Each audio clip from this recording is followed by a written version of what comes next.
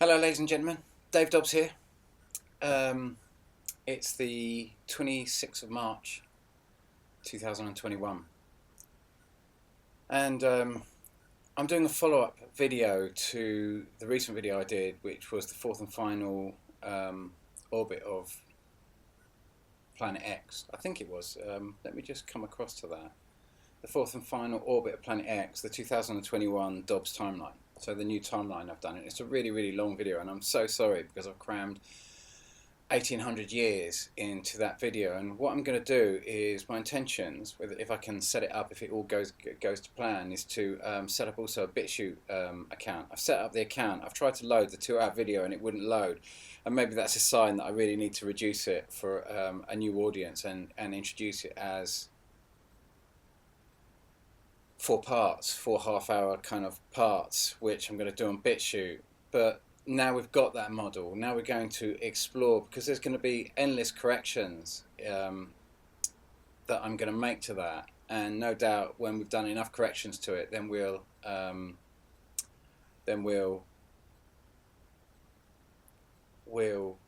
upgrade it again, and hopefully be able to take it another level. Because now, you know, the thing that I have achieved in the last model is to show the whole thing all together and bring it all back together again as a single thing, and for you to see that whole 1800 years all in, or that whole motion as best I can do it in that run. Because I'm also aware that there's still lots of errors. There's still, you know, I didn't put Saturn in, for example, in that model.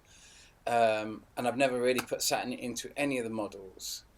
But if we come over to this model here, which is a similar model. It's the same model as I posted in the last video, except I've just got 3 of the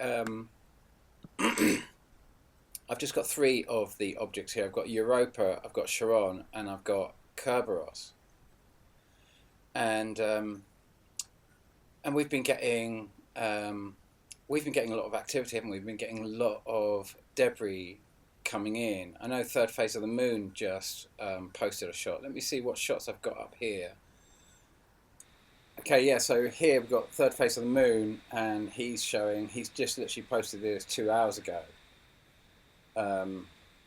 showing debris coming through. Lots of channels are showing debris coming through at the moment. We just had a sonic boom yesterday afternoon over the West Country in Britain. You know, we're seeing the same things, but my problem is that I think it was Mr. MBB333 who posted around about the time I posted my last video some debris coming in, and it was very slow moving, and it dropped down and it landed on the ground and it caused a fire. You know, the footage was not nearly as sensational as this, but it was definitely something that slowed down, fell down, and caused a fire. You know, I'm not going to find that footage, but I think you'll find. I mean, excuse me, I haven't lined it up or anything out of that, but many of you will probably have seen that. And it is quite sensational, really. But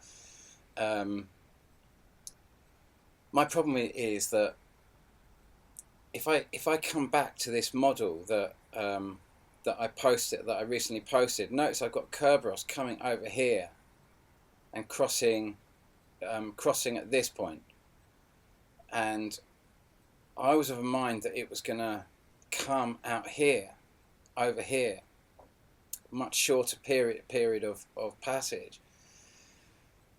Now I'm not so sure. Now I'm more of a mind that it's going to cross further over here.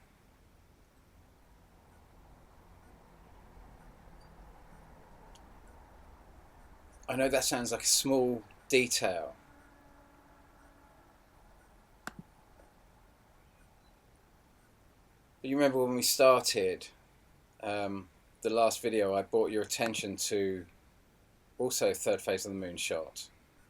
Hopefully it will start. Yeah, this shot here, where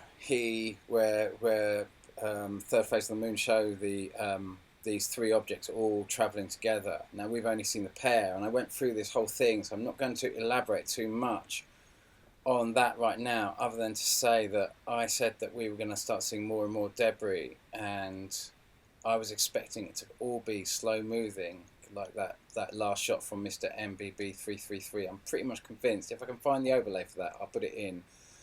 But basically, they're travelling too fast, which means that we've got a much more perpendicular transit going on, because these objects are travelling, if you like, 11/12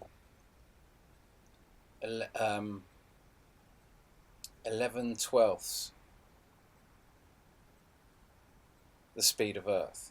They're travelling slightly slower. Well, no, I can't say that, because they've got a much bigger circumference, so they are travelling faster, because they do one complete circuit in 11/12 of the cycle of Earth. So they're 1/12 slower than Earth. But they, in terms of that's how long they take to do a full orbit around the Pluto system, if we're going to call it that. And I'm so sorry this is so complicated. It really is. It's such a massively complicated thing to bring your attention to. But you can imagine, because it's got a bigger circumference, it might take longer to do a complete rotation around whatever it's orbiting. But it's got a bigger circumference, so it is going to be travelling significantly faster. But I'm of a mind that it's going to be travelling at the sort of speeds we saw in that. I'm assuming it was the Mr. MBB333 shot around about the time I posted this video, around about the 15th of March, sort of thing. And they're travelling faster, which implies, in my opinion, that these three objects, at least two of these objects, and possibly three, we've got a kind of like, every time I put a flyby date on these, it tears me apart. It puts me under so much pressure. And but we've got to have the courage to see this, because if we're willing to see this, then we can begin to understand how the system works that we live within. We kind of understand our place in the universe. We get an idea to navigate how our governments and those that are controlling this planet at the moment, because they clearly know about this. And I've got a big exploration for you. I'm gonna bend your brain again today, and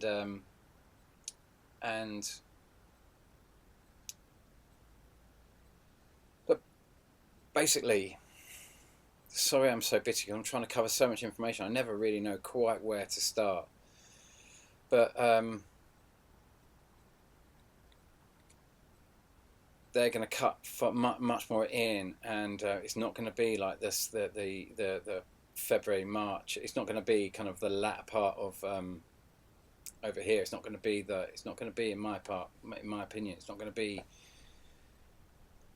May, June. Even though these objects are above us now, we've got two objects above us heading towards this point over here, probably June, July and August, and early August. I'd suggest early August, and then before probably mid-July, and then maybe even the third one, June, if it's gonna run right along the edge here. But it's all going to be in the latter part. That's when. But you can imagine these objects are above us. Two objects are above us, and we have this third object, which is not included here, which is which I will go to. Okay, so let's come up to that anyway. Let's come up to two. I've only seemed to have got Hydra in this one, so that's cool.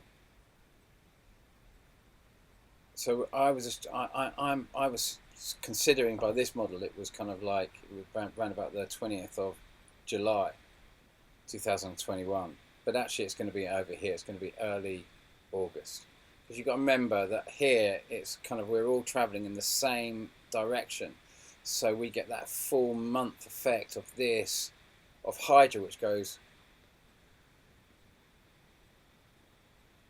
1/13th faster than Earth. You know, it does a complete rotation 1/13th faster. But so we get the full kind of month effect here. But as it's starting to go here, it's going much more this direction, and so we don't. You know, it's not going to take. You know, where we saw it on the 20, where we saw this one. I'm in my opinion, eclipsing the sun in Egypt, a Nick Thomas shot on the 9th of July last year. An epic shot. It's all in the last video. I'm not going to dig all these up right now. I just want to make this little correction, because I don't know if you remember also that the shot where I showed on the 20th, where on this model in my last video I showed what we were calling near-wise, and the last shot we got of it in the night sky was on the 20th of July last year, before it went into the day sky. It was heading straight down to the sunset next to Venus on the 20th of July.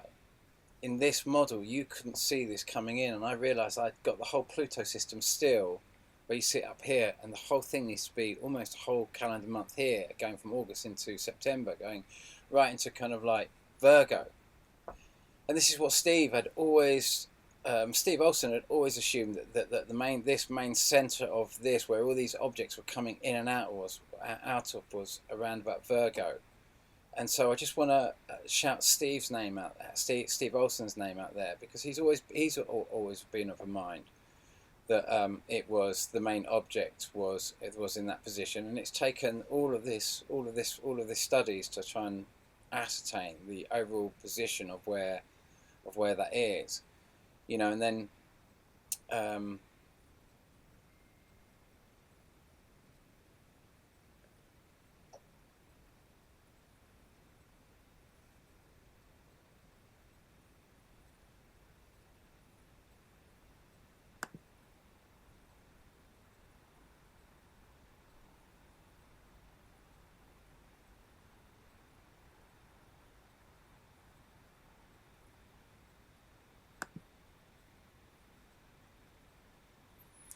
because you remember this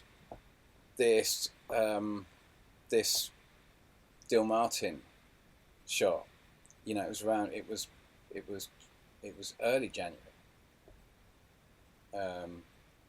2017 when I got my really big shot, the big prediction that I put out for the 25th of January, and it came by on the 20th of January, the day of Trump's inauguration, 2017. Now this wasn't the flyby itself, this object here. This was one of the last videos he put out, and when he put this out video, he shut his channel down.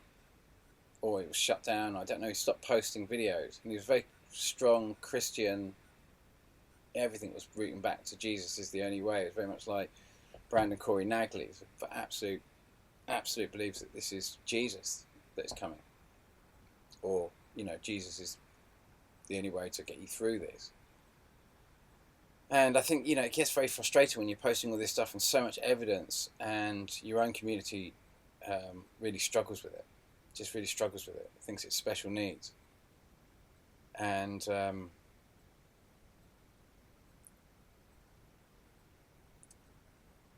it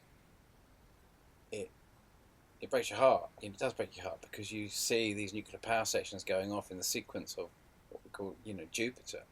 You see us building nuclear power stations on tsunami hotspots and earthquake, very vulnerable places like Fukushima and Chernobyl, and the nuclear power station we have in the West Country here, you know, built at Hinkley Point, built in a tsunami hotspot.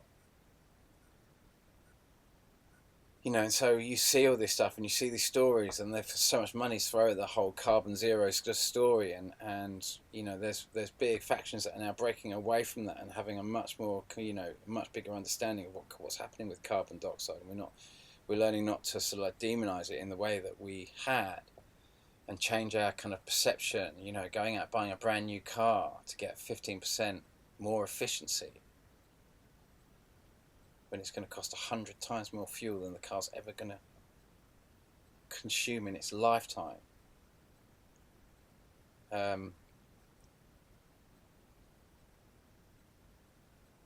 It's greenwashing. It's greenwashing. Let me just check my camera's still going.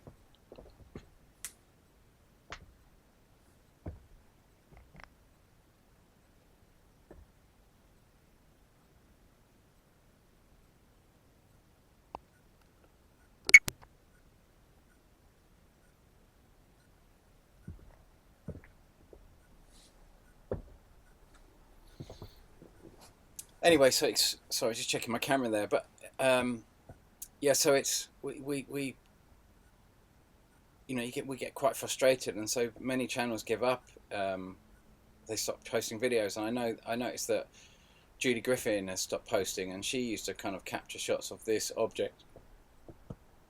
She used to capture shots of this object every day, pretty much. There were times when there were much better shots, and that was her speciality, just to, I guess, more to anything, to prove to herself. And you know, we see you, Judy, we really do. We see all your efforts, you know, all those videos you've posted. You know, I observe them. I'm always checking in to see, and you know, but I become numb as well, and I struggle with the whole thing massively. You know, massively, to be doing something like this, and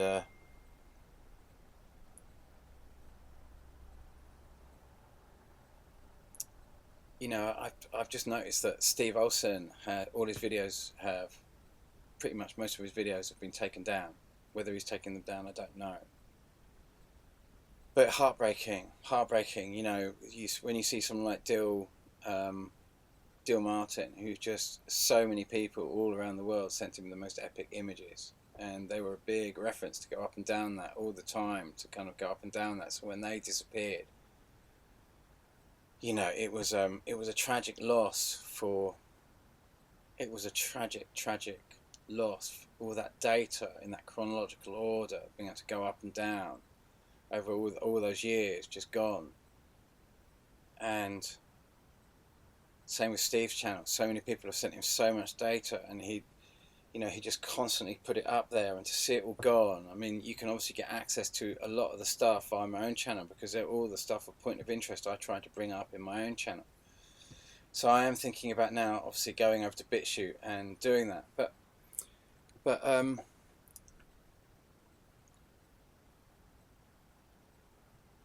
yeah, so we've just got the whole system at the moment. We can just understand basically that it's a little bit more over here. The Pluto system, whatever you want to call it, is a little bit more over here, and that means that the angles are going to be cutting through a lot more over here. And I'm starting to realize in the last video how I corrected certain details, and I brought them over, and I said, you know, we should be able to see comet nearwise in this model, and the fact we can't is because I've got this object, I've got the Pluto system too far to the right here. It needs to come much more into the Virgo system, at least enough, you know, almost a month's worth of movement across,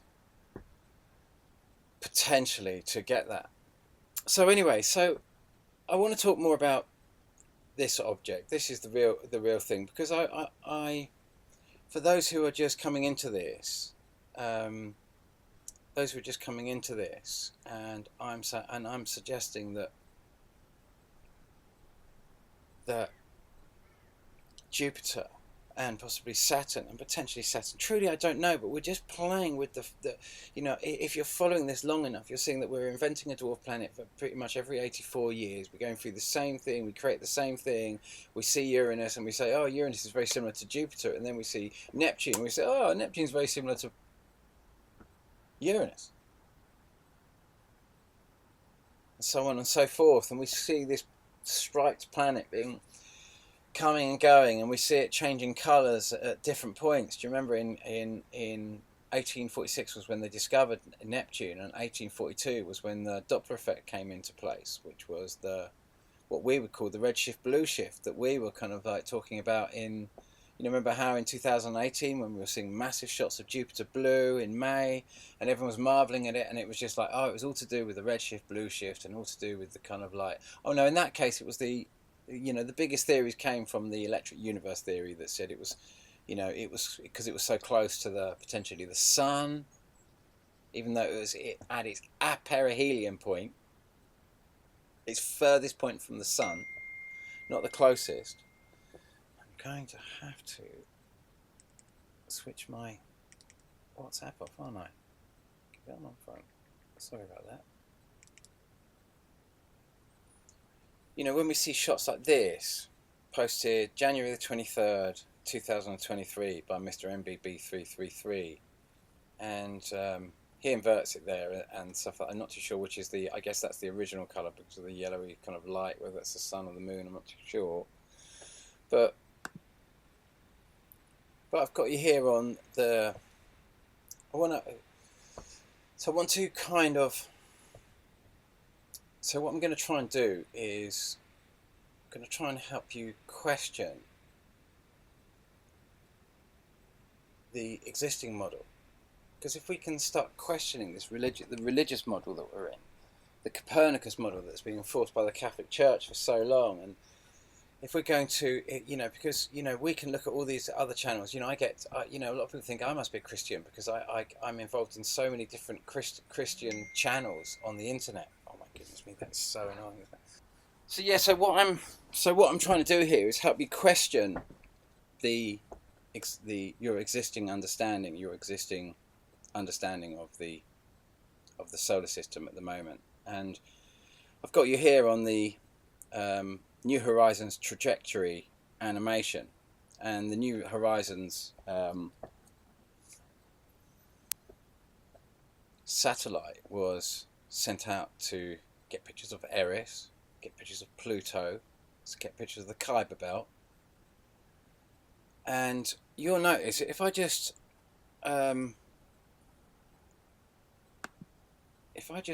play that, they do the journey in a year. It's incredible.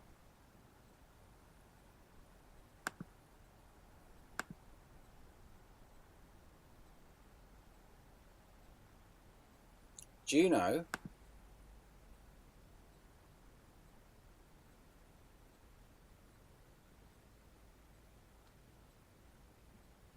it started in 2012.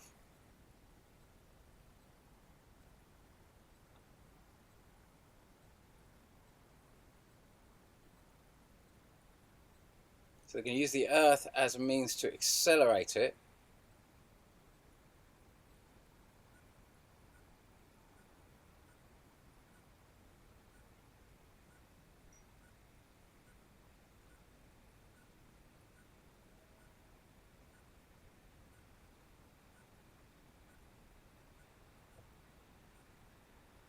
Is it going to say what date it arrived?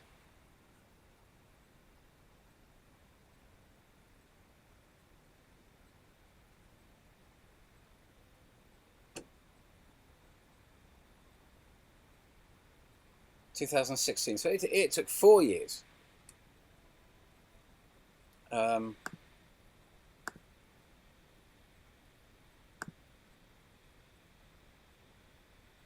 First real images, supposedly, of Pluto because they got there. Now the Galileo mission was 1989, 1990. And then it arrives at Jupiter in around about 1995. So it takes a lot longer, and they did a couple of flybys supposedly around Jupiter first of all. But one thing you'll notice is that sometimes they use Earth, but they never seem to use Mars. I've never seen one of these satellites that are heading out past Mars use Mars. And you would have thought, well, Mars is another planet. Surely you're going to use you've got to get. Remember that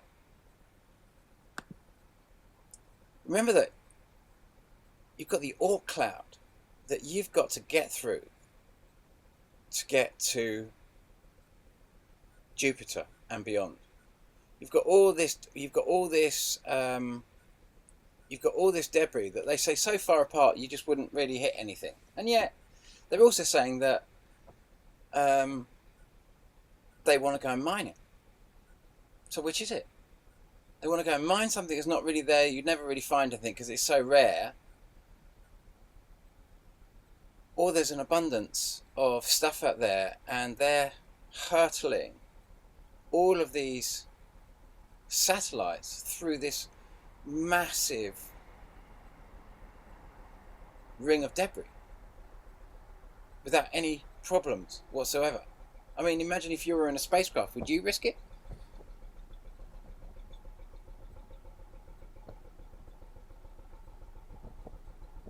Just going to let this lovely old tug go by.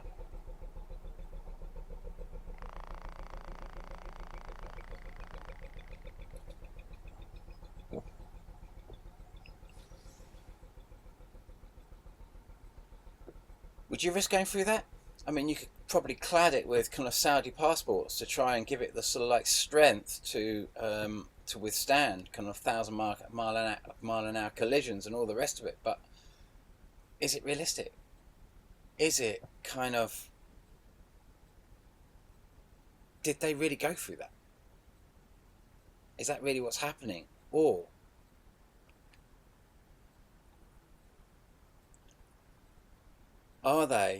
did they, when we saw in 2016, get that.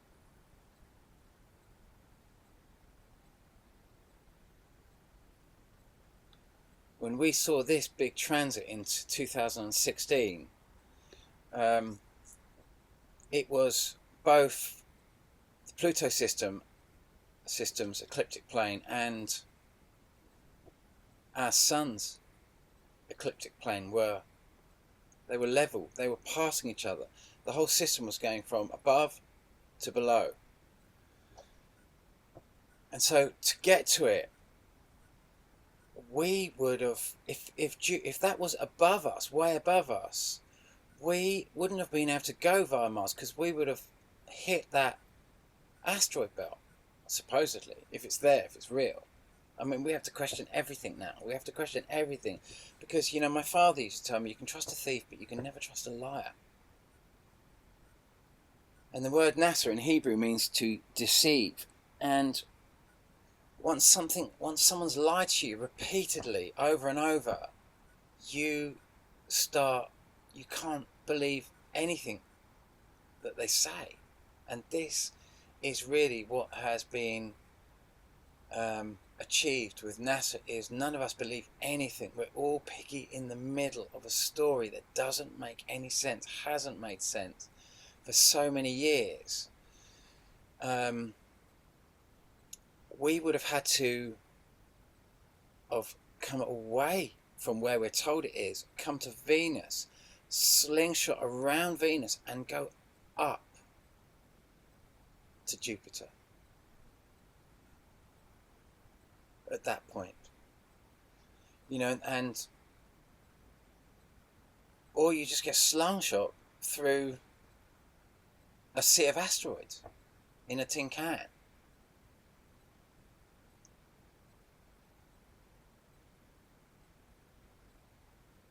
So let's now come to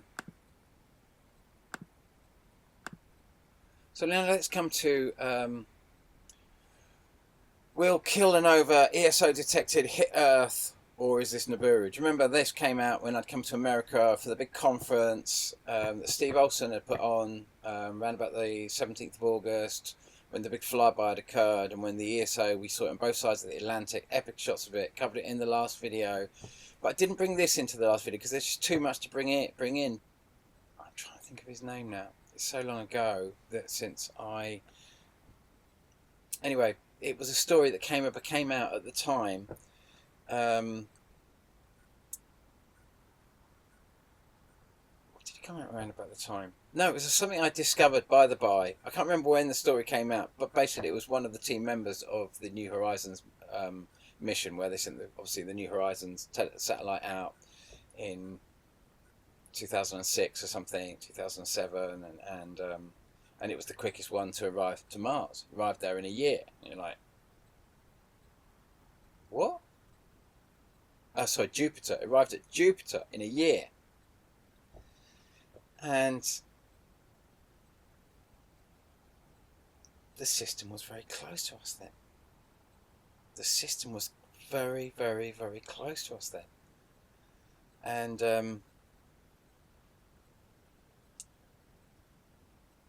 anyway, he says, we can take pictures of Eris even though we're further from it than we would be if we stayed on Earth.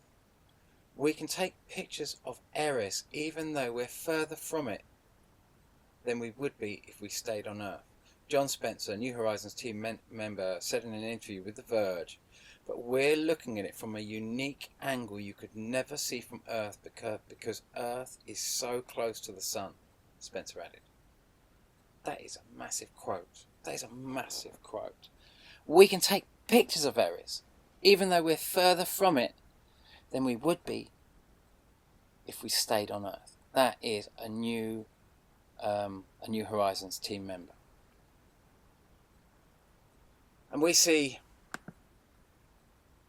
do you remember this shot? I posted it, I brought it up. It was posted ironically on the 21st of December 2020 when we get the great conjunction of Saturn supposedly and Jupiter. And yet in the same shot we see this odd, whatever you want to call this here, could this be a light? And then we get this object here. Now I thought, could this be Mars? Could this be whatever and that sort of stuff? But then, you know, I see this shot here. Now this was posted on December the 20th, 2018, and we get this. Now we could assume that they're lens flares. These two objects here, this blue and this red. Do you remember the shot that came back when Elon Musk put the car into space, and you just saw that red and the blue ball, and we were saying, oh, that's just a lens flare. Well, she posted that then. She catches almost every day various shots of this from different webcams because she's getting to understand a lot more about where the system is. Like myself, we're all kind of working together here. This was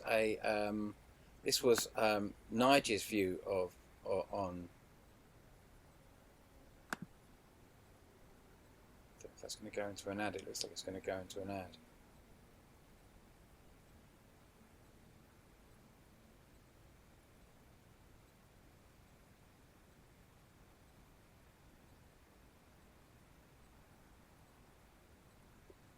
Almost see there's a sphere behind it there, but you know it's not the best shot. But you know he's caught. This was on the August the 16th. August, September. Do you remember? This is the point where the objects are either coming in or going out from this thing, and then when we get to December, November, December, January, the objects are either coming in or going out. But this object is sitting in between those two kind of dates. This is the kind of September position that I'm trying to bring this thing round to a little bit. This is quite possibly the Jupiter system. Sorry, look at that. Oh, look at that. It's just, I'll switch the sound off a shake there.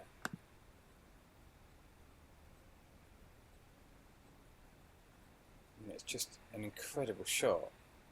What do you do with that? What is that all around there? You can just see how it rotates and how it's moving. I mean,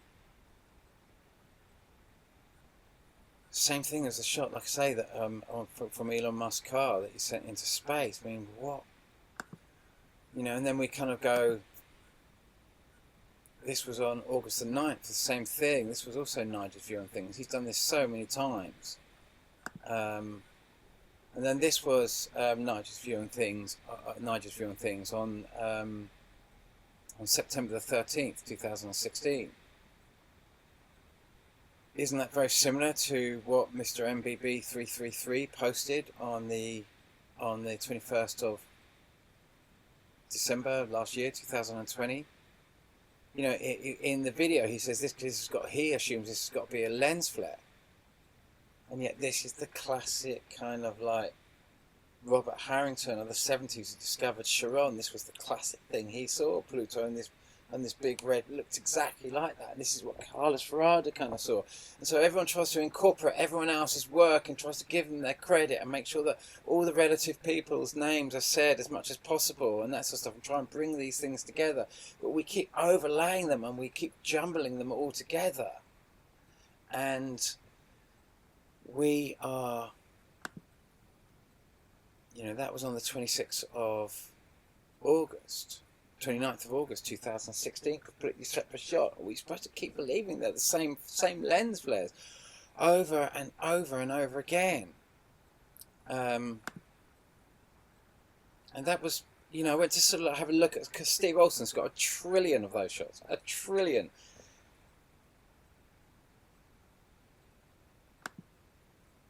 And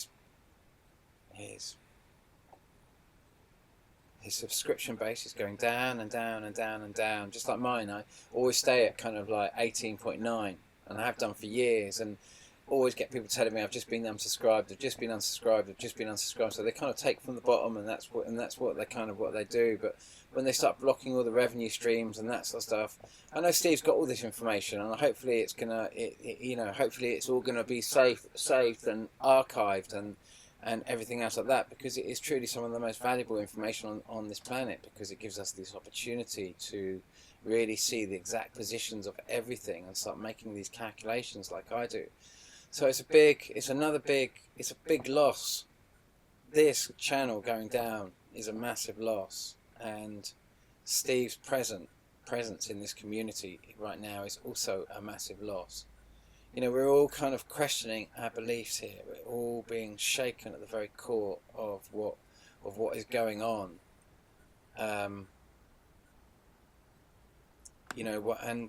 We're seeing. Remember, I showed you this video around about kind of the middle of October when this was discovered. This discovery was this alien structure, was this alien being was discovered in Mexico, and it had this symbol on the side. And I told you my girlfriend Rach was in this crop circle when it's created.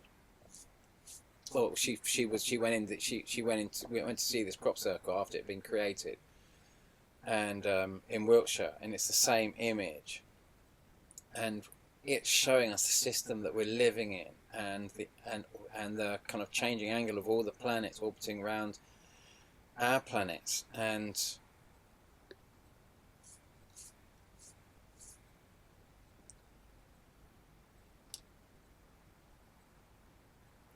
you know what you do with this, guys. This was buried probably 3,600 years ago, and it's just been discovered. So over to meteors are on the increase, and more earthquakes updates, and of course this is Nick Thomas TV, and I've got enormous respect for Nick Thomas. You know, he gets a lot of criticism, especially for his twin sunshots, because people just can't believe them. They just can't believe me. Most of you can't believe any of this. Most of you are absolutely convinced. They just pile all these satellites through the Oort cloud, and they just get away with it every time, over and over and over again. Don't even question it. Don't even question the fact that why don't they use Mars, slingshot around Mars? I mean, you've got all this distance to travel, millions and millions of miles, and you've got effectively a speed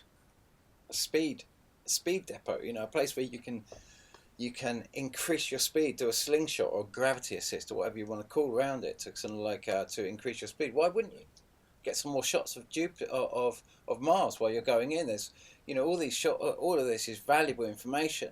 You know, there's always aspects of planets that haven't been kind of photographed or shot or fully explored. Why wouldn't you just do a flyby of Mars on the way out and do a gravity assist of Mars, just to increase your speed a little bit? Maybe just to make sure that you're, if anything, travelling at virtually the near same speed as those asteroids, and you're going to kind of like nuzzle, you know, kind of, I don't know, just navigate your way through them in some way or other. And there's just, can you imagine them doing that in the 80s with ZX81s and sort of like and kind of,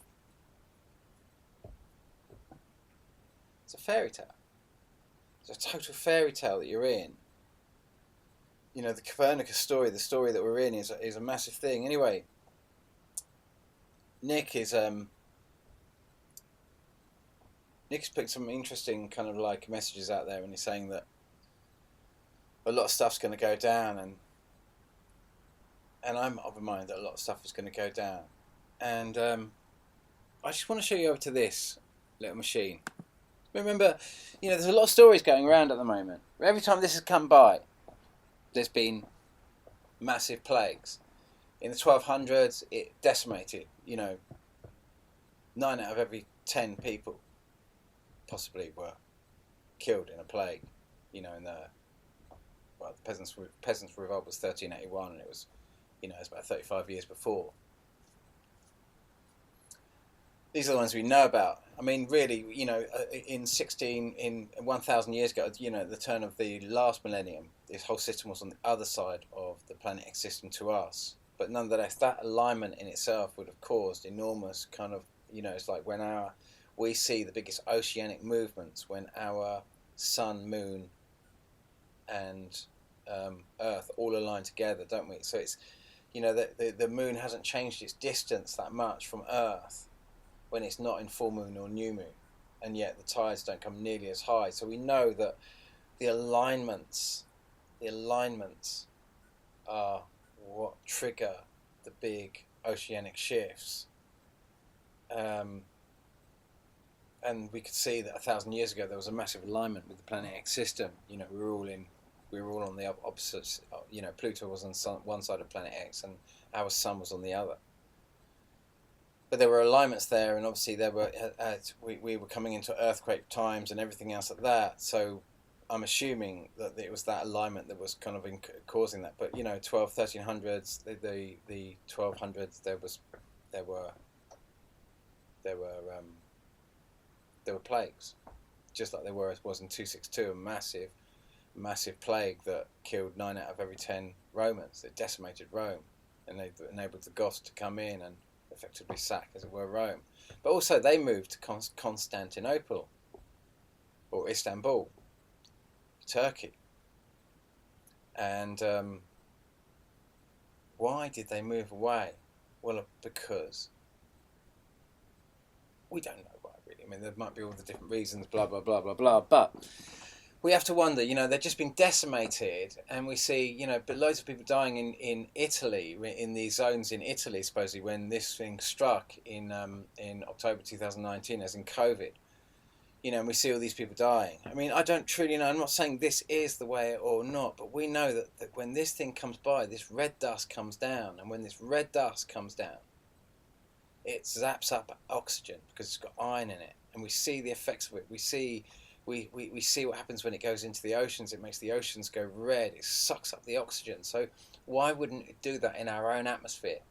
What would happen in fault lines and everything else of that, with massive releases of gases coming from the ground, loads of carbon dioxide, and then we're getting serious lack of oxygen potentially as a result of this red oxide coming, this iron coming down, zapping the overall oxygen levels, lowering the kind of partial pressure of oxygen in our atmosphere potentially, because we see the red dust, and that red dust must mean zapping oxygen. That must lower the oxygen count in the air in certain places, especially in low-lying areas where you've got kind of fault lines nearby, you've got kind of valleys. Like, you think of all the industrial zone, pretty much 90% of all the industrial zone in China is built on the Yangtze River, one massive valley, which has got a fault line running up it. You can see where Sichuan is and all that sort of stuff. You can see where the Three Gorges Dam is. The Three Gorges Dam at the top of all that structure that was built in the name of carbon dioxide, because the Western world tried to block Chinese exports by forcing economic embargoes on them. So they got around that by building massive dams, like the Three Gorges Dam, that is absolutely full to the brim at the moment and is having earthquakes above it, and so they built these massive dams so they could produce the amount of power they need to manufacture and keep manufacturing with all the necessary green credentials. This kind of greenwashing nonsense again. And we've created a terrible, terrible situation. And obviously I talked about the Sichuan earthquake that happened in 2008 and how it was the object that flew by in 2004 that caused the tsunami on the 26th of December 2004. That same object will be the object that caused the 2008, the Sichuan earthquake, the massive, massive, massive earthquake. And so, about all the things that we can do as we approach this, what happens to our health when the oxygen levels drop? What happens? We become anemic. We become sick. And after a short period of time, we start panicking. We start going to all these different emotions because we're running out of oxygen. We don't know we're running out of oxygen. We're just panicking. We're just going into kind of different emotional states. We're going into almost a fight or flight state. And then in China, do you remember in Wuhan when this thing kicked off, you were seeing images coming in, all these YouTube videos coming in, and you're seeing people just walking along, falling over flat on their head without putting their arms out. That's complete, and with blue tongues and blue lips. We haven't seen any of that since this virus has come out. We haven't seen any of that. Well, I don't think we have.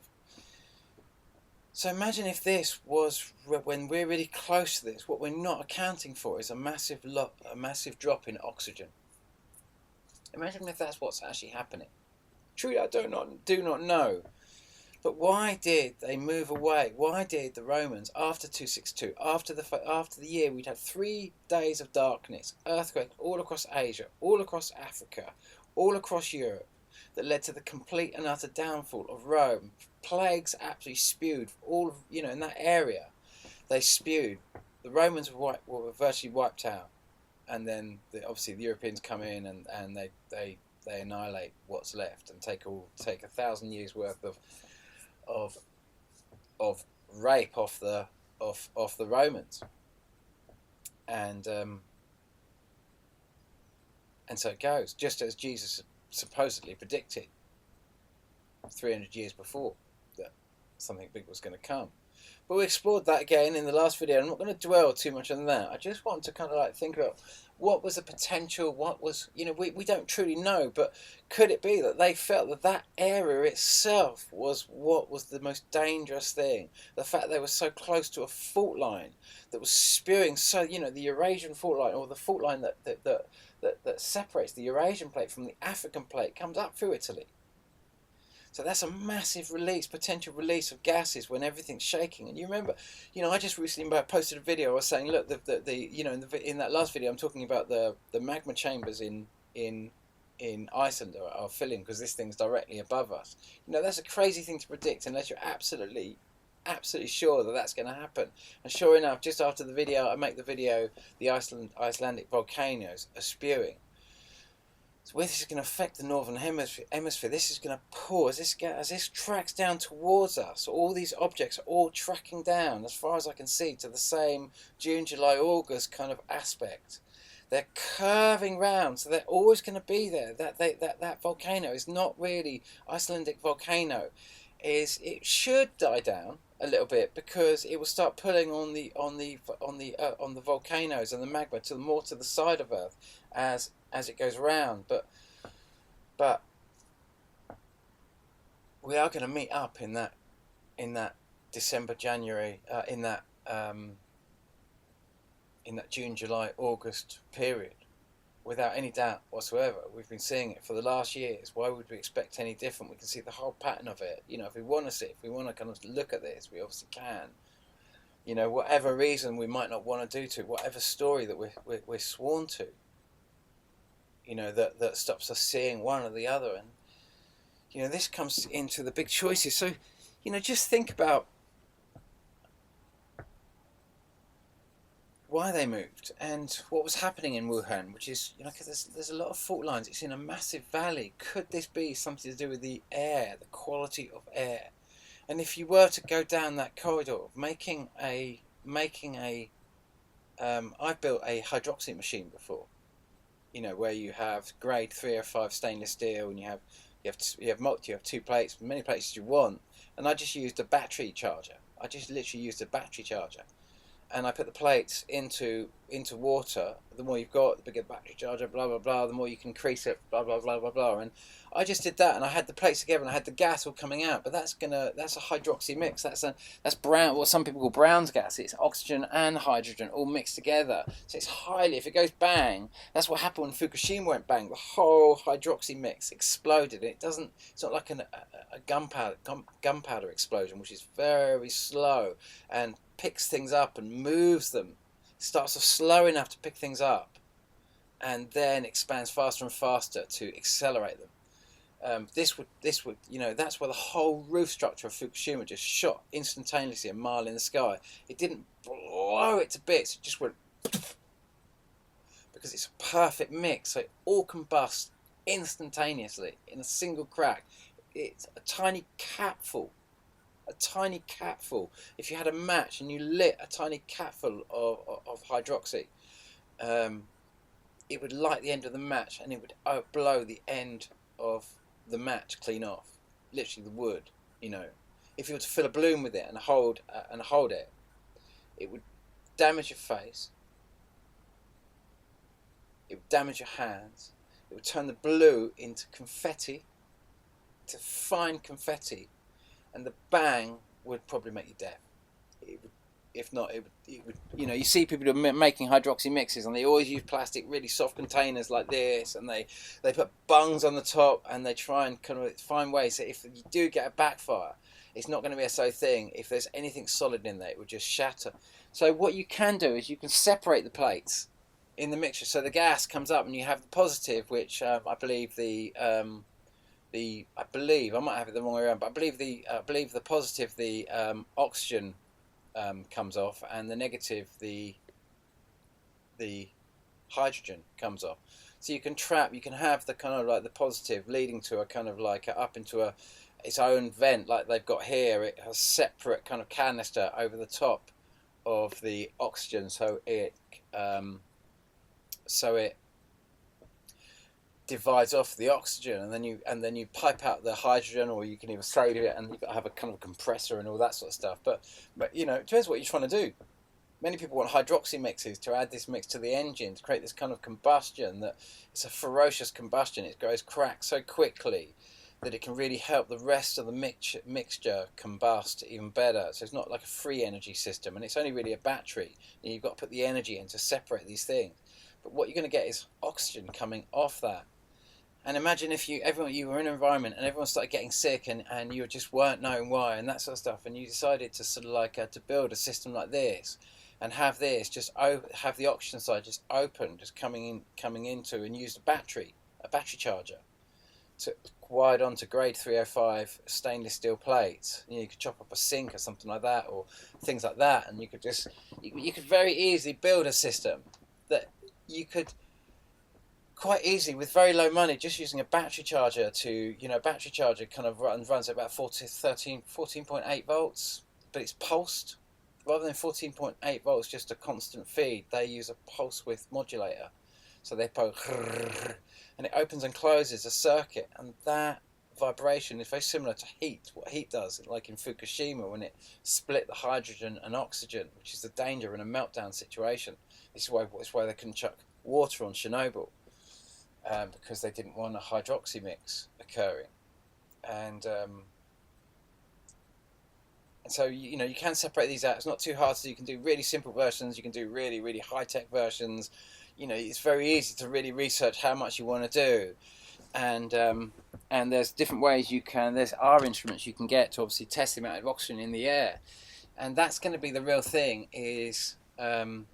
Is finding ways to do an oxygen count, keep doing an oxygen count, and working out what the gases should be, and just keeping an eye on seeing whether or not your oxygen levels and other gases, like where Iceland's going, they're saying some days you can't go near it because the gases are so toxic that if the wind's going in the wrong direction, then you just run out of air, and your blips go blue and you pass out. Hello.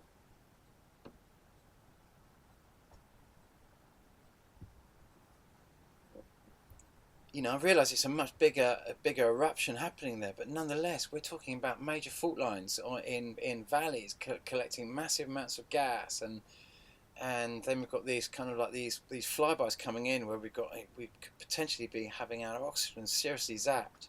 No one really knows what it is, but I just thought I'd cover that. The other thing I thought I'd talk about is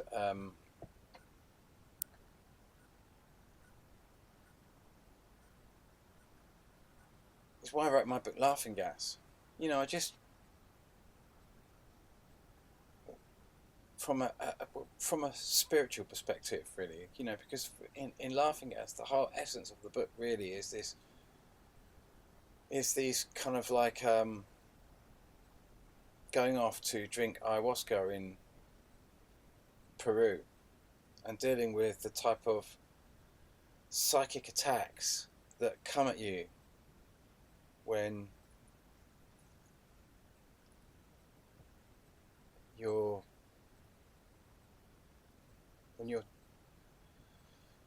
certainly when you go to a place like Iquitos in Peru and you go to drink ayahuasca, you're going to be tested because if you go into the dream world, it's not like a friendly place and it's not like an unfriendly place. It's just you and what's coming in. And if you go into fear, you're going to generate your fears. What we have to be navigating through here is fear. This is what the precursor of why they're doing everything they're doing, is to bring you into a state of fear because of what's really happening on this planet on a spiritual level with this transit, the effect this transit is really having on us. And what's really going on here is that, which is why I wrote Laughing Gas, was that the message I was given on ayahuasca, I was told I was going to write a book on ayahuasca through the shaman, and I was going to write a book, and I came back and I asked my father, who was a channel, I asked him how he learned to be a channel, and he told me he had to dedicate himself to it. He had to turn it into a practice. He said that no one's special on this earth. We're all equal in their eyes, and they will only work with absolute effort. You have to meet them halfway.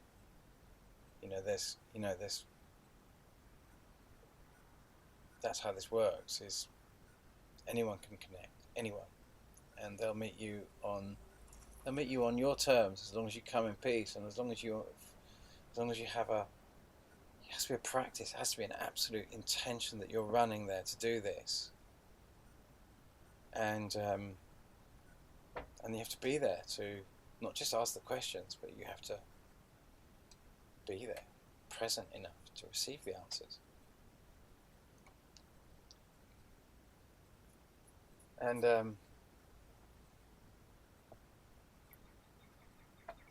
there's a lot of help and assistance that can come your way through this, but you're going to have to open yourself to that, and you're going to have to ask for that, and you're going to have to state your intentions of why you want that, why you should be helped, what you want to achieve with that help, where are you going, what are you trying to bring about. And a lot of people are going to try and run, and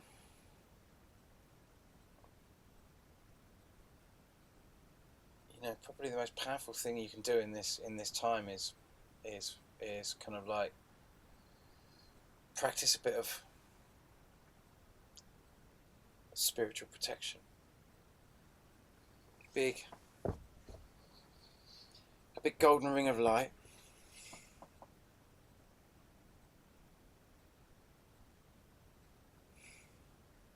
And ask for protection.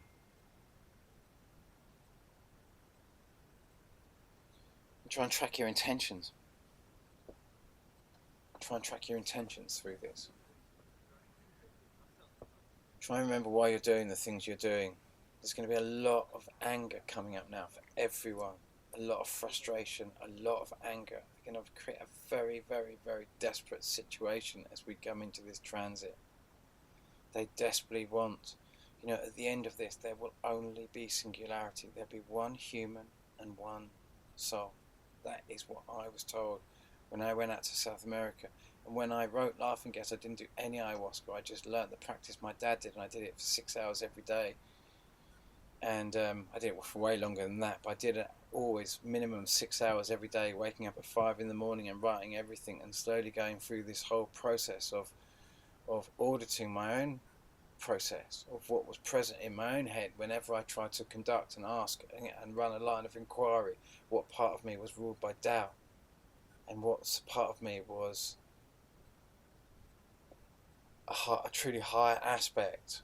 What part of me was an imposter, what part of me was subverting everything. If I was to give you all the answers, if God or Great Spirit or the Source or whatever you want to call it, with great intelligence, you were to connect with great intelligence now, and it gave you all the answers, and you doubted it, then what good would it be? What good would all the information? What good would you could look at the last? In the last video I showed you the last shots of is it Spirit Rover or Discovery? I can't remember. They went down in 2003, and I called it the Martian think tank. And the last shot before it went down, the tank-like object. Why send those if we can't believe any of the images? If we can't believe the answers that are staring us in the face,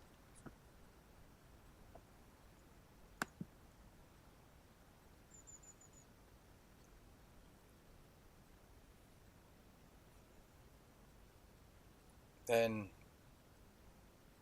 what hope have we got?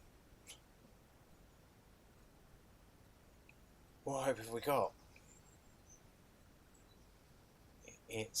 We have to get to a point where information that is truly valuable, that is from our highest aspect, isn't annihilated with our disbelief and doubts and other stories that we've got going on that block off all of this, that we can only see. We're locked into another belief, but we cannot see it. We are in another story that doesn't permit us to see it.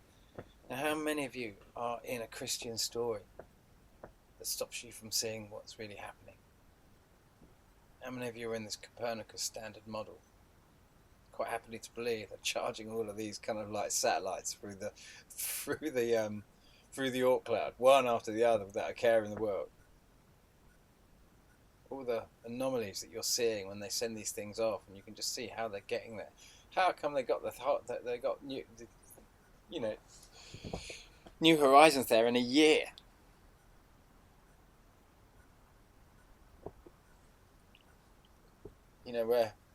It's just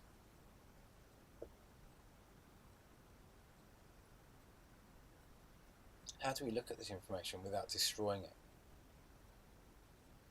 without doubting it? How do you protect and decide which aspect you're going to be in this? Because this flyby has got so much human resonance, so much electromagnetic energy, that it's going to rip away anything that is not rooted absolutely into the human heart. It is the human heart that holds on to the soul. It's not the other way around.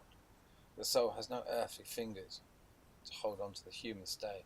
It's the living being that's holding on and makes that bond.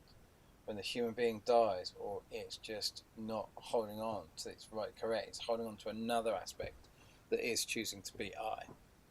Another story, somewhere over here, promised to some other master, that it wants that master to usurp its heart and take control of the heart center, saying, please come into my heart over and above me, over and above my present soul. It's a Passover. It's a Passover for those that want to do this, that want to be, and this is a big part of, I'm imagining, what is the great needle that we approach right now. We all approach one way or the other.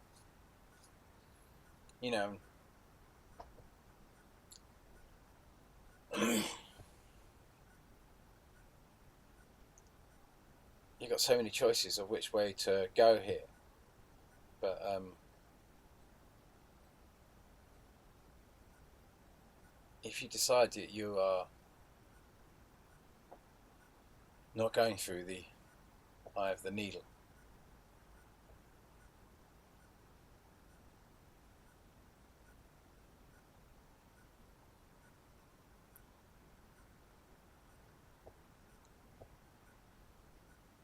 you got a difficult situation ahead.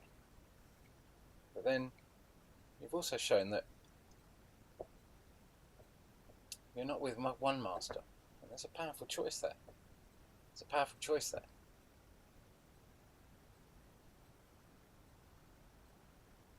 There's a really powerful choice to not be genetically modified at this stage, and not go with this agenda, not go with this God.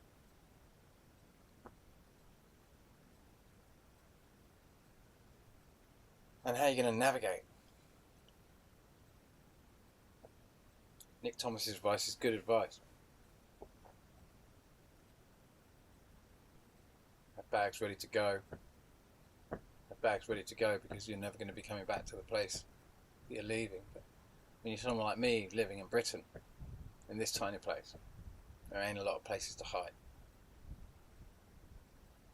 And they've got all sorts of technology now. But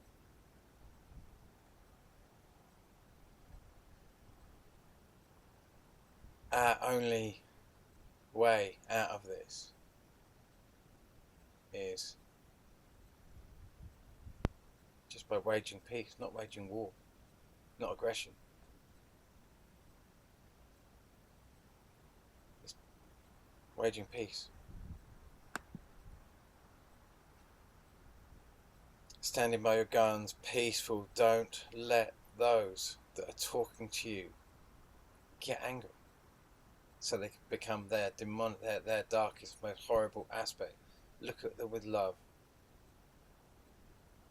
and don't trigger their egos, because their egos will be very selfish, self-centered, and they will cut you out of the equation. You're worth nothing to their egos, but to their humanity, you're so valuable. You're beautiful. And so, showing peace and respect to those that are coming at you, and but kindly saying no, and just reminding them kindly and politely of their human rights. Look what's happened in America because of this story about this ship, which I can't talk too much about because I don't know anything about. I haven't found any information other than just hearing these kind of like these stories of something that's happened. They switched them on or something. You know, no one really knows what's happened, and if they have, they've all been deleted, and so I just don't know. But something happened, and it's got the American army themselves spooked. Now, the biggest protesters against, say, the Vietnamese War came from within the army itself. You know, you look at Ed Snowden, all these sort of people. The military breed warriors. But my father was military, and he became the greatest channel I know. He used to be a boxer in the Navy, hard as nails. Wasn't some fucking hippie.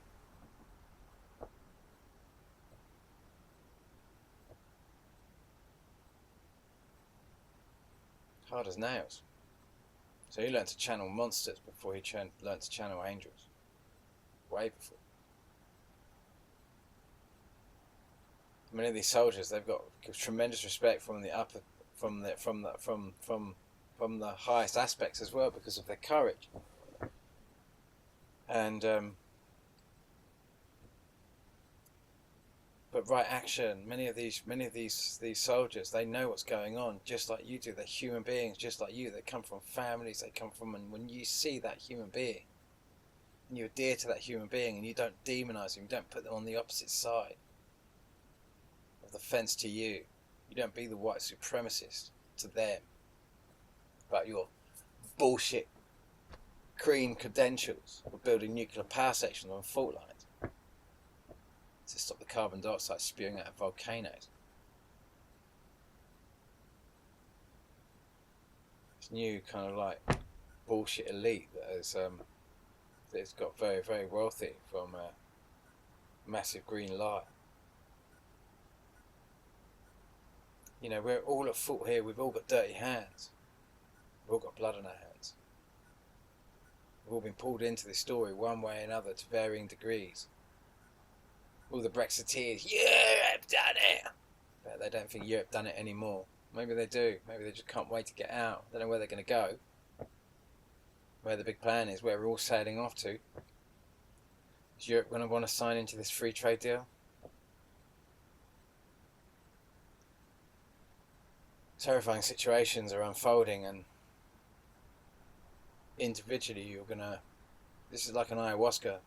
You know, before you go and drink ayahuasca in the jungle, you're going to get tested to see how much you can take, to see whether you really got what you're pertaining to have written on your packet is, whether you really are the kind of like the angels that many of you are pertaining to be, or whether you're just you're just going to see who you are.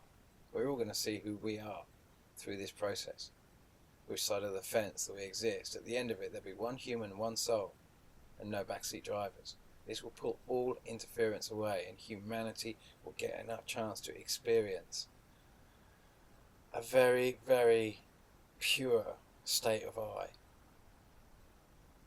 A very uninterfered state of I. Whichever soul they choose to tally. Whether it's the ego soul, there's no wrong choice, there's no right choice. It's just where you're most comfortable. That's all that's happening. Really, all this is just a new arrival of souls. It's normal for this planet. This is all normal for this planet. You know, this is a normal process, and this is a Passover. This is when a lot of human beings give up their existing souls to take on a new soul. It's okay. You can only serve one master. All of us are choosing the soul right now in our actions. All of us. There's no wrong side, there's no right side. It's just whatever works for you, whatever story works for you. Whether it's a Christian story and you need to go into that whole Christian story, go. Give your heart to that.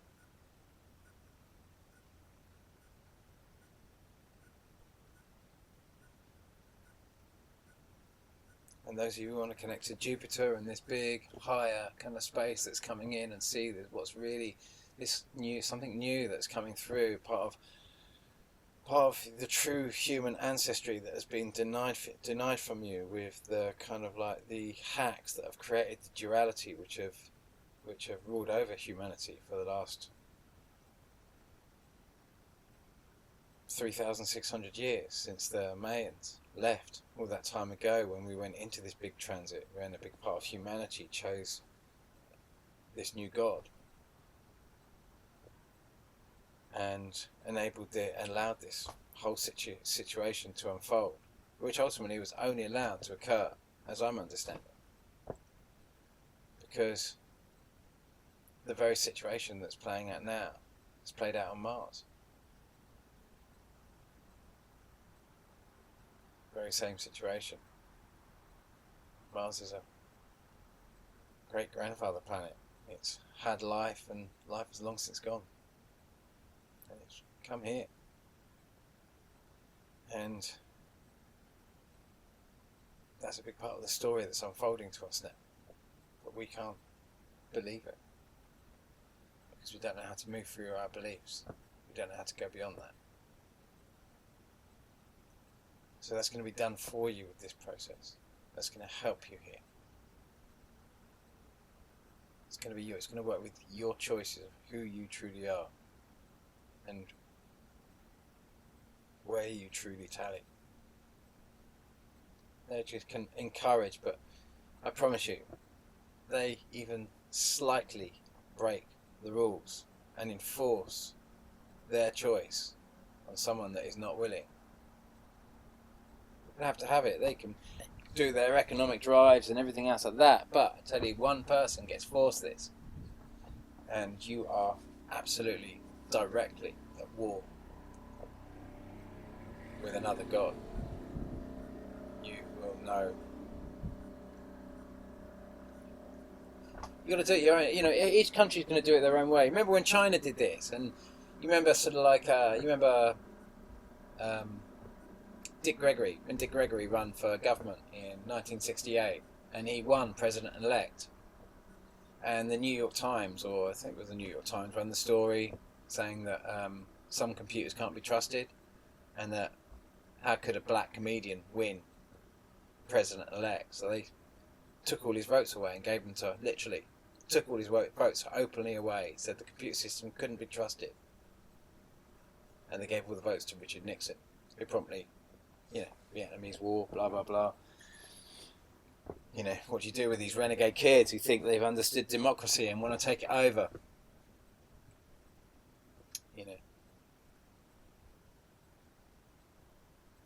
But anyway, Nixon created a kind of whole free trade deal with Australia. Sorry, not Australia, with China. Went out to China, and that's where the whole deal, that's when the kind of like the gold and the silver peg were, we called it decimalization in here, but in America you kind of called it, I think you called it kind of dropping the gold peg, and it was just speculation. It was the movement of money which derived the value of money. What a scam. What a scam. So for every pound you can move, you can print 10, or every dollar you can move, you can print 10. My God. It was free money for the big boys all the way through. Free money for the big boys, and until everyone realised that this was just a massive vacuum cleaner, sucking up the entire wealth of the planet. So this is the man they put in place. He wasn't voted in. He's a black man's votes were given to a white man. Because a black comedian, no one would vote for a black comedian, would they? So a bunch of white men thought anyway. So they took his votes away, sent the kids off.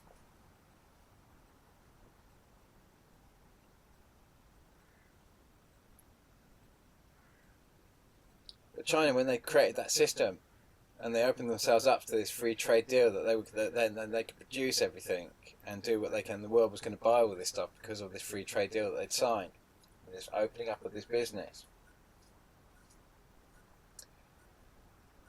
They created a system called One Country, Two Systems. They had one country, two systems, because they knew that they'd be compromised because of their communist values if they just turned the whole thing into a capitalist kind of like regime. But also they wanted to embrace this kind of free trade deal to finance total communism. No one ever knew what they really meant by total communism. By that you were born communist, but you could come out of that system and go into Deng Xiaoping's one country, two system, this capitalist system of the Guangzhou and the whole area running down the Guangzhou River from, Wuhan, Shanghai, all those major cities, they're all in the same valley. It's insane, with one massive dam built at the whole top, and then umpteen dams, like innumerable dams going down it from there. Do you know what I mean? Just like, it's a domino effect kind of like situation. It's got a flush built into the system. We've seen when the earthquakes come in those regions, they decimate 4/5 of every building standing. And we know big stuff. We saw the worst storms since '98 in June in China, since '98 in 2019, and then in 2020 we saw the worst floods in China since the discovery of Pluto in July, and then we go another month, and we can see the pattern. The May 2018, it was Kilauea going off non-stop for 6 weeks. We can see the patterns. We can see what happens when the volcanoes go and they send the particles in the air and the moisture condenses on the particles and blah blah blah. And we see this whole story unfolding. And so just, you cannot play God with another person's soul on this plane without massive karmic repercussions. There's enough lessons on this planet to show you of what happens. You want to be very, very, very, very, very careful. All out there that think that on one side or the other of this. This is playing God, and those who want to go with that can, and those who don't shouldn't have to. And if it's enforced on any one of those, over and above their will, any one of those, you're not God. You play God, and you try and usurp someone else's soul for another soul over and above their choice. Remember, it's a Passover. It's not a possession. They have to be willing. They have to be willing. It's not a possession. You're not allowed to take them. They're not your property. They belong to the divine.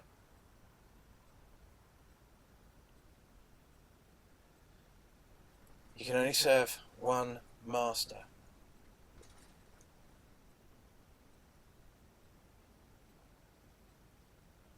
And that is your only ability now of navigating through this with some integrity intact. Especially for Britain. Remember, we're on the wrong side of the craton. You look at Bristol and you see all the way the sort of like in the Bristol Gorge, and the Clifton Gorge, whatever they call it, and you can see the massive plates are just torn apart. You look at is it Hadrian's Wall? So Hadrian's Wall is not just a wall; it's a massive fault line that runs all the way through Britain. Britain is a very rough, uneven, broken land. It's on the top side of the tectonic plate. It's in the wrong place. If that plate shifts, you remember the Iceland volcanoes. That's the Mid-Atlantic rift, the Mid-Atlantic rift that goes right through the. It's two tectonic plates on either side. It's made of two tectonic plates, the Eurasian plate and the I don't know what the other plate's called, but the opposing plate on the Atlantic, on the other side of the Atlantic. This is we're in a danger zone. We're in a danger zone. We're in a massive danger zone. Britain's going to have an enormous amount of earthquakes in this. It's going to see volcanoes. It's going to see massive releases of magma. You look at the southeast of England, it's all chalk, it's already all come up from the water. Chalk is not kind of like a buoyant sort of thing. This is, you are talking about massive movements of tectonic plates when we get close to this. This is going to pull the magma right up. It's going to put a lot of pressure on magma underneath the crust in the northern hemisphere as we track closer and closer to these objects towards the middle of summer. It's just going to increase until we get up to near to the end of summer, and it's going to be a crazy summer. It's going to be full of volcanoes. It's going to be full of earthquakes. It's going to be full of the craziest storms. It's going to be the toughest time. And because of the rules, different countries have taken on different things. What's happened with the late stage abortions in Australia. That's karma. That is creating massive karma for Australia. What you've done with your water privatisation and the different things that are happening there, and this new free trade deal that has just opened it all up and created this. I don't know how many babies have. I don't want to give that too much energy because it will break your hearts even hearing what they're doing. Break your hearts, but that is happening.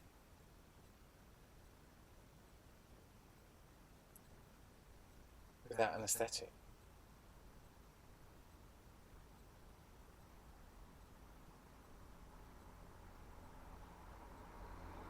I'm not against abortions. I think every woman has the rights to her body, and if she doesn't want to have to look after that kid, and up to a certain point, I think it's right. But birth without anaesthetic. I know that people are not choosing that. You didn't choose that. That is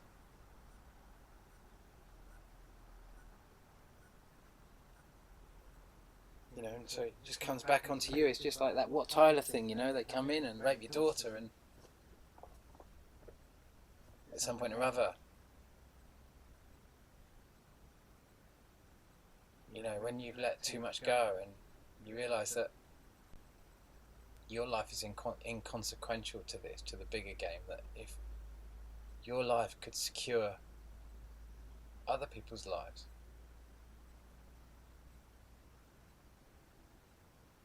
by taking a peaceful step, not giving the man permission to pull the trigger.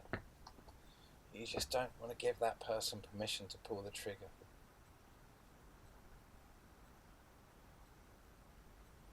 Draw in the protection, golden rings of light. That's your most powerful, powerful thing right now.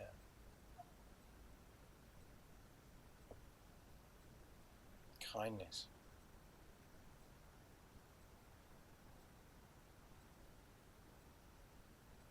All the love in the world.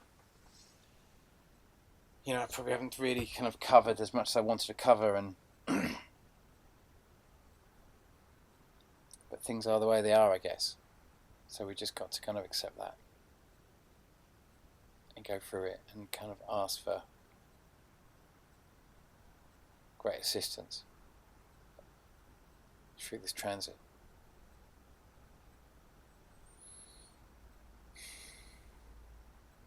So check me out on BitChute. I'll post this up on BitChute, and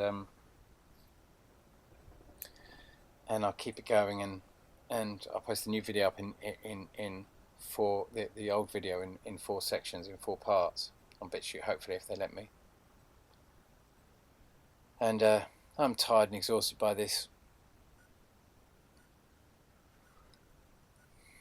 I've reached total burnout, really, with it all, you know. I don't know how to move much further forward with it. You know,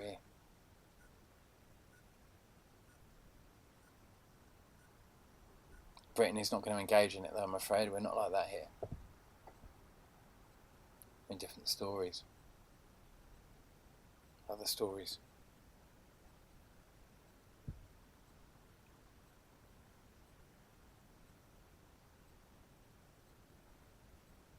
In America, we think that Jesus is going to come flying in. Something like that.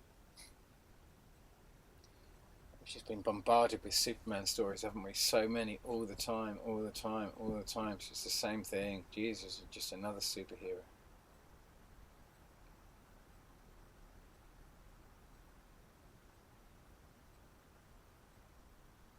This is your time, where you get to have a slice of the cake yourself. Honey in the heart, 1,000 thank yous. I'll catch you next time. Big golden rings of light. Keep that protection going. Keep it up. Help each other. Stock up on all the stuff you need to stock up on. You know what they're going to do. You know what's coming over the hill. Can't pretend that there can be this amount of money printing. Just get yourself primed and prepped. No one knows the time. No one knows the time. But we can make educated guesses. And that's all I'm offering through all this, is just educated guesses. And the models always change. Every time I make a new video, it changes a little bit, doesn't it? It always will. We'll always advance on this. Still way more questions than answers. Honey in the heart, 1,000 thank yous.